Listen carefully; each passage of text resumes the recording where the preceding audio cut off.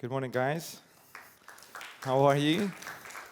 How many of you went out last night? Hands up. No, it's a good crowd.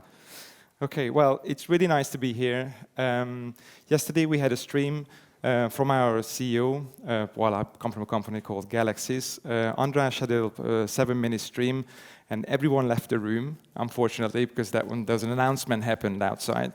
So I'd like to ask you to go on YouTube and check out his 7 minutes talk on the platform, because I do believe that he talked about something revolutionary and what we're trying to achieve at Galaxies. So without further ado, let's kick off. So there was a lot of talk about coding. I'd like to actually touch on other topics here, and my chosen topic is NFTs that make sense. Cool. So let's go back in the past in December 2020, when a relatively unknown artist sold his artwork during one weekend for $3.5 million. And that was quite extraordinary. When do you guys think he sold his very first art, actually? Do you know the year or the month? That was his first collection, actually, ever. He never sold anything else before. And do you think that was because of, put your hands up if you think that was because of the bubble? So you think it was a bubble, or you think he actually started the bubble? You put your hands up twice for the same answer. Okay, so yeah, he actually started the whole bubble that we, I think, currently live in. And I think most people agree that we do live in a hyped up market and a bubble. But nevertheless, that's not what I want to talk about. He actually proved two things to us, with what we call the Beeple's proof. That people are willing to pay for digital art, which was not the case before. And the second is that people don't care about copy protection. And here I need to highlight, this is not copyright protection, because people do care about copyright protection, right? It is copy protection that they don't care about. So what I mean by that copy protection is that I don't care, or the artists don't care, whether you can download the file and display it on your website or share it across your social media fans or followers or friends. We also learned two other things. Is that people care about two things: provenance and scarcity. Provenance, there's a solid proof that the art was indeed created and came from the artist, a solid proof. And scarcity, a solid proof again, that there are only limited number of these NFTs in existence. And which technology can do that? Why are you here? Because of NFTs, okay? So that's what actually NFTs prove to us. This is what we can do. We don't care about copy protection. We don't care about if someone can download and use our files. Pardon? Okay, so that actually nicely leads to DRM, okay? And I want to talk about how DRM is done right. So I guess most of you guys know DRM stands for Digital Right Management. Okay, but DRM has always been cursed right from the start. It actually doesn't protect either side. It's actually bad for the artist, it's bad for the creator, because the end user can't experience the art and his creation or her creation. And it's bad from the end user perspective as well, because just it limits the experience. Now, the only party that can actually profit from the DRM and DRM software and solutions are the companies who designed these solutions. So yes, we don't like DRM, but there is a right way of doing DRM, which is, of course, non-fungible tokens. This is the right way of doing digital right management. Because the same thing, if you go into a museum, they don't care if you take a picture and put it up on your Facebook profile. Okay, so we talked about artists, and the NFT technology is cool for artists, but there is actually quite a lot of use cases that I want to cover. I think it is really just the person's imagination, knowledge of the technology, and the knowledge of the industry that limits the use of NFTs. And later on, I'll show you the different companies and creative people that we worked with, or the project that we want to showcase, because they have taken NFT beyond art. And some of these are startups, startup accelerators, social good projects, and there are so many examples, but I can only show you about 5 or 6. So we'll come back to these. So let's go into the utilities now, because this is the whole point of my presentation. I think NFTs will only make sense if they have utilities, if they have use cases, if they have a purpose. We truly believe that PFPs, simple pictures, will not actually be viable in the long run. They don't have longevity. What we really want to do, and what actually we are trying to achieve at Galaxy as well, that the projects that we launch and the companies that we work with, or the people that we work with, they want to actually have some sort of meaningful thing behind the collection. They have a purpose. Now, if a token doesn't have a utility, then this is what happens. It actually creates a very unstable market, right? And while it's good for some people to be in these volatile markets, but I don't like to be operating in an up and down market. You cannot even plan ahead properly. So what does this chart remind you of? Of course, Bitcoin, right? A token-only blockchain. And there are so many other PFPs out there that's doing exactly the same. So we'd like to go away from that. The NFT, the blockchain has to have a purpose, have to have a higher meaning, apart from just being a token-only blockchain. So I'll give you an example. Things in real life that have a use case are buildings, for example. They're actually useful for people, so their price is steady over time. They don't actually fluctuate. Well, exclude Dubai and markets and cities like that. But they do actually stable. Of course, there are other products as well that are useful for us. They have a shorter lifespan, but their price is actually stable because it anchored to utilities, anchored to things that are useful.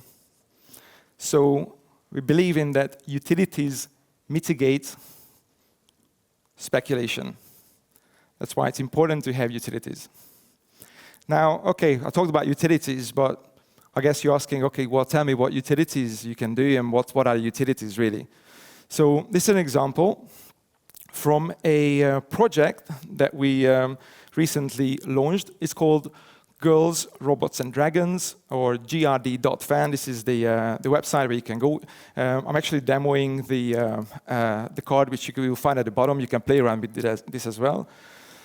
So here, for example, you can book an online meeting with the artist who created this collection. And you can do this right from the NFT. And this is not just how it looks like on the website. This is how it looks like on OpenSea as well, when the reveal is going to happen. But if you want to look at the real life example, then you have to look at the Ether cards. Ether cards actually are displayed on OpenSea as well, with the same sort of like utilities.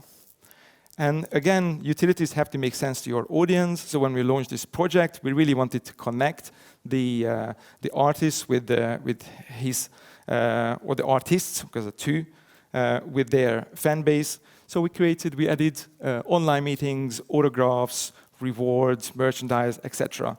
But I think you need to think, what can I give to my audience that actually makes sense? It might be completely different. So I think, yeah, it just loops, the demo is loops, but please go onto the website and have a look. And yeah, it's not actually super expensive because Ethereum is on a discount right now, as you guys know. So you can go and play around with this. So I cannot go away without talking about community, because we talked about the technology and the use cases.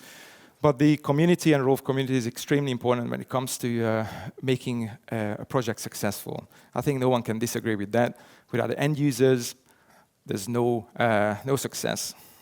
So there's a huge part in this. What we see and what we believe and actually oppose at Galaxies is we don't want to do campaigns that the KPIs, the key performance indicators are sell the 10K collection as fast as possible, push the floor price up as high as possible, and that is our success measurement. This is exactly what we don't want. Because how do you achieve that? You achieve that with during actually just doing hype. Pump and dump schemes, right? And most of the collections out there actually operate at this level. What we want to do is that we actually want to build communities over time. We want to create communities that grow naturally. And communities, real communities, actually take time, take months and months and years sometimes to grow. And yes, it's more effort. And yes, it's more dedication. And you have to live and breathe where you're communicating, not just do a short month and a half run, but you really have to plan out a full year ahead or longer what you're going to be communicating, how you're going to get the community involved. And to get the community involved for that longer period of time, what you have to have is, of course, utilities, something that actually gives back to the community. Otherwise, of course, everyone's doing it for free, but for nothing. That's a good way of saying it. So you want utilities that will actually power this whole cycle. That again, it leads to a nice next chapter here. Next section is contributors economy. Now, contributors economy is, I found the best example actually. Contributor economy is like Ethereum staking. Do you guys know Ethereum staking? It's essentially, do you want to talk about it then? No, okay. So Ethereum staking essentially rewards people or companies who come in and support a network and help the network, securing the network or do certain tasks. You have to deposit a tiny amount of 32 ETH, and then you can join the club who can then support the network. But then essentially you stake the 32 ETH, and then in return, of course, you get rewards. But you have essentially a stake in this whole thing. You know, you want the whole system to go well and do well. So that's probably the best way to describe contributor economy when you think about how this is done perfectly well. And then we arrive to the use cases. Now I want to make it real. I want to give you some examples. And I hope I'm going to inspire you with these examples. And the first one is Vaczi, which is essentially an NFT book. NFT book, what it does, actually, it was designed by healthcare professionals. And as you go through the book and you make choices within the book, it changes the cover of the book, the NFT. So you see on the left, this is how the visual changes. And it actually, at the end, by the time you finish the book, it shows your sort of like state of mind or personality or whatever the topic is. So it's a pretty cool way of actually engaging people and getting people in. The other one, Posi.io, it is a fantastic use of NFTs and utilities. Posi.io just launched Posi.cards, NFTs. Essentially what they were trying to do is to come into this, they are a startup accelerator and incubator. What they are trying to do is incentivize both sides, the startup and the investor as well, with NFTs and utilities, and grow them together, essentially. And also mitigating the risk that typically involves when you invest in a startup. And we have 5 minutes left. So we have Crypto Hedgie. Crypto Hedgie is a indie filmmaker from South Africa. These guys actually created this little film about autism acceptance.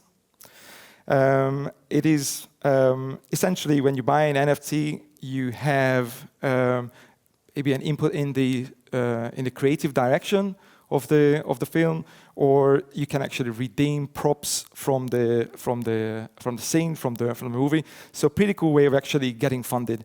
Indie films are notoriously sort of struggling. They usually struggle with fundraising. And ENS, we talked about ENS yesterday, so I'm not going to cover that. But actually, ENS NFTs are not for sale NFTs. You earn them by performing certain tasks, similar to Ethereum staking. And then I had to pop this in yesterday. This is pretty cool. Project from Honduras, I think. They called Web3 Beach.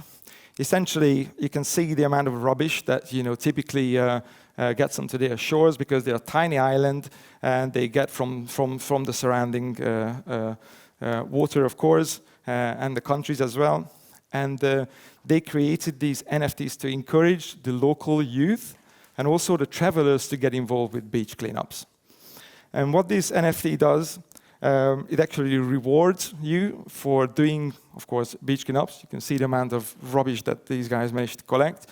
The NFT actually tracks the amount of rubbish that you collect, and also how the coral and the beach actually coming back to life. So it's sort of like a governance NFT as well. A proof of impact. I love the terminology, proof of impact NFT.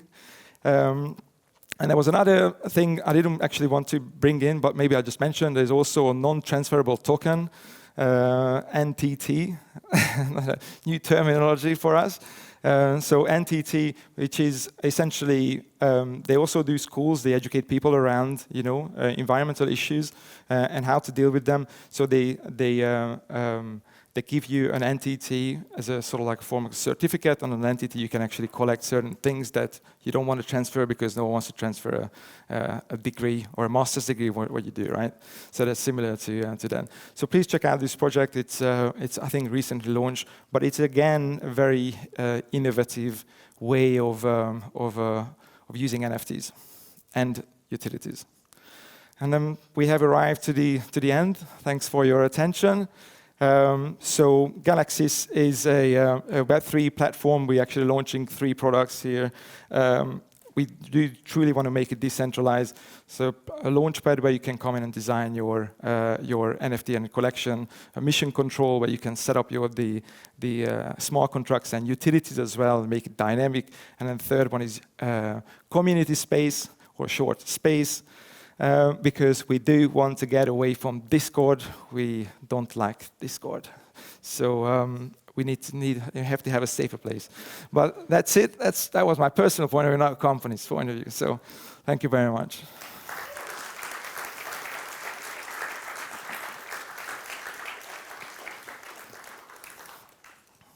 Okay, thank you very much, Daniel. Does anyone have any questions from the audience? We've got a roving microphone. And I'm sure we can come with some questions from the... wonderful. We've got a question here in the middle. If we run out of time, we do have a booth, by the way, as you enter on the corridor, you might have seen. Please come around and chat with us about anything, really, not just Web3. And at 5 p.m. today, we're going to have some wine, so you definitely want to come around for that. Sorry. Cool. About communities, so how do we bring communities that are not into NFTs already?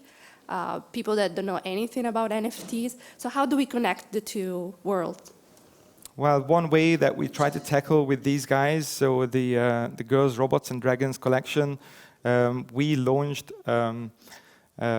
credit card payments. So you don't need anything apart from a credit or debit card and the email.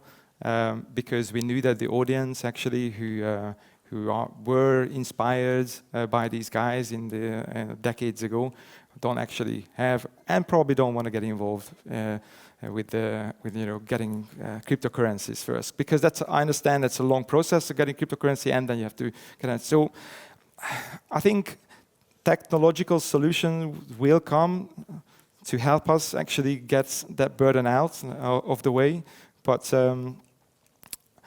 it is, I think, this is what we have to do, and more often we have to go mainstream and talk about it and educate people. I truly believe that's the only solution if you go.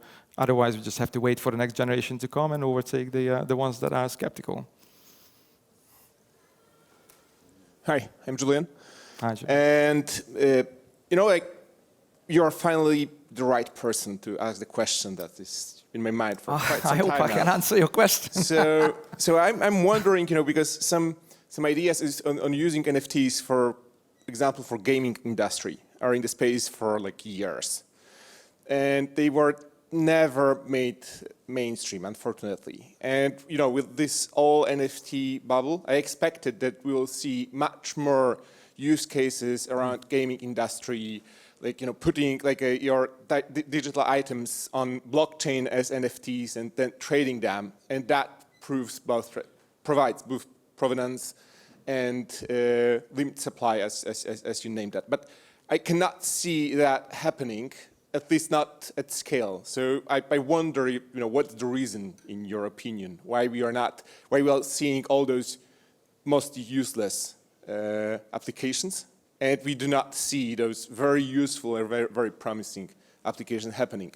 Well, I don't know all the answers for that, but my personal opinion is that I think what we do at Galaxies technically is quite advanced. The smart contracts, we are pushing them to the limit, and I think for now, but this is just for now, companies don't have the capabilities to actually make usable platforms. Like I think WordPress made it available for millions and hundreds of millions of people to create websites without actually going through the pain of hiring a developer or learning HTML. So I think it's just complicated for now, to introduce those innovative technologies.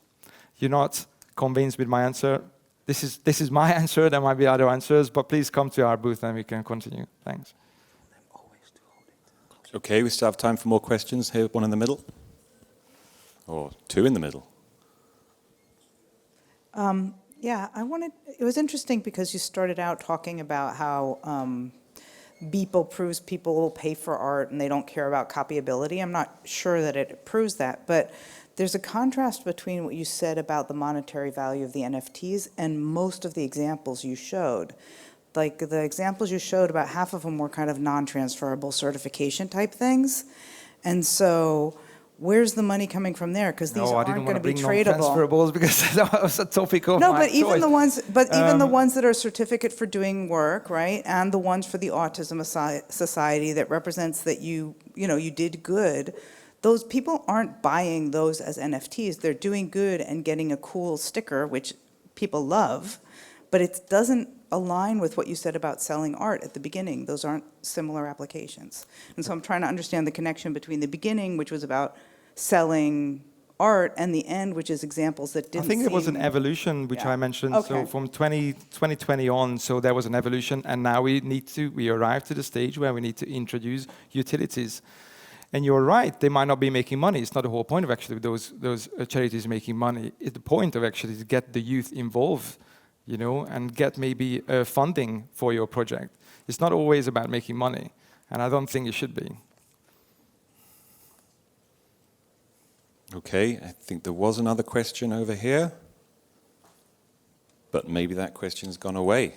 Maybe I answered. Last Okay. opportunity for questions for Daniel.